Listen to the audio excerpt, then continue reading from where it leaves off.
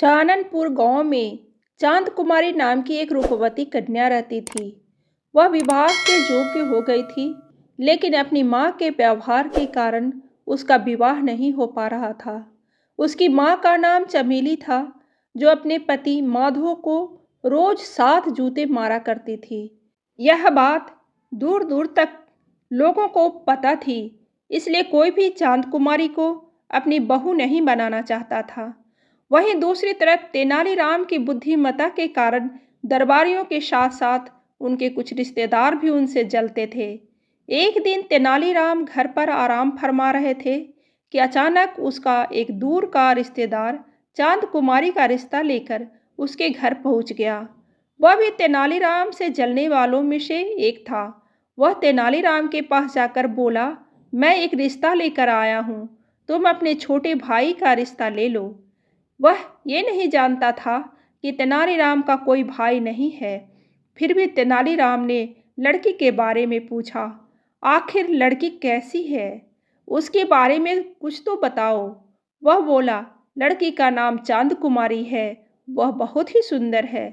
तेनालीराम ने भी उसकी माँ के बारे में बहुत कुछ सुन रखा था, लेकिन फिर भी उसने रिश्ते के लिए हामी भर दी।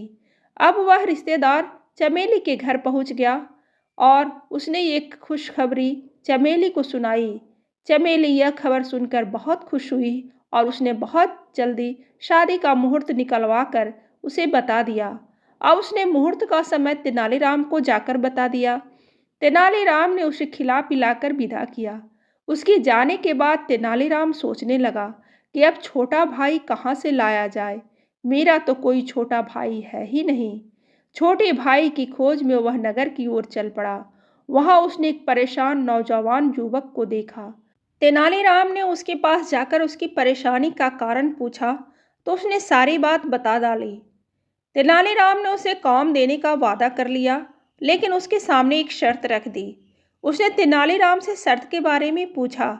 तेनालीराम ने बोला, मैं जिससे कहूँ तुम्हें उस लड़की से शादी करनी होगी। वह युवक तैयार हो गया। मुहूर्त के अनुसार उसका विवाह हो गया। चांद कुमारी को विदा करते समय उसकी मां ने उसे भी अपने पति को रोज जूते मारने की सलाह दी। चमेली बोली, बेटी, मैंने तेरे पिता को अपने वश में कर रखा है। अगर तू भी अपने पति को अपने वश में रखना चाहती है, तो तू अपने पति को 7 की जगह रोज 15 जूते मारना। चांद कुमारी ने अपनी माँ की बातों पर हामी भर दी। अब जैसे ही बेटी चल दी, तो चमेली ने माधो को उसके साथ जाने के लिए कहा। बेचारा माधो अपनी बेटी के साथ उसके ससुराल चला गया। चांद कुमारी ने ससुराल आकर देखा कि तेनालीराम और उसके पति का स्वभाव बहुत ही अक्खड़ है। वह उनसे डर कर रहने लगी, लेकिन वह फिर भी अपने पति को जैसे तैसे रोज 15 जूते मार ही देती थी।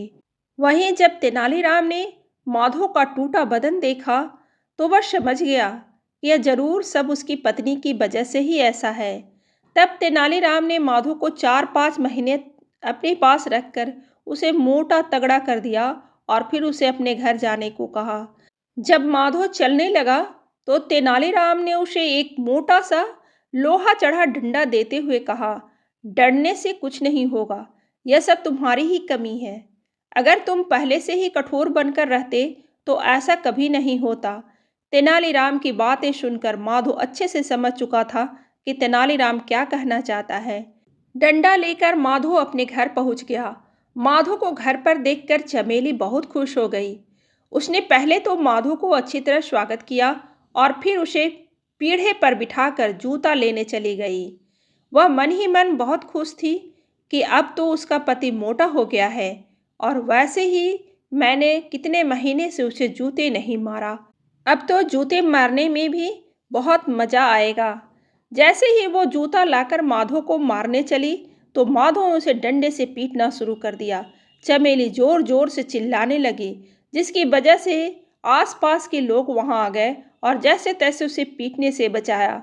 उसके बाद से उसने कभी भी माधो को नहीं मारा और अब वह जैसा कहता चमेली वैसी ही करती। अपने पति का ये रूप देखकर चमेली ने अपनी बेटी को भी समझा दिया कि जिंदगी में वो ऐसी गलती कभी न करे, हमेशा अपने पति की बात माना करे। कहानी अच्छी लगे तो लाइक जरूर करें और ऐसी ही कहानी सुनने के लिए सब्सक्राइब बटन दबाइए।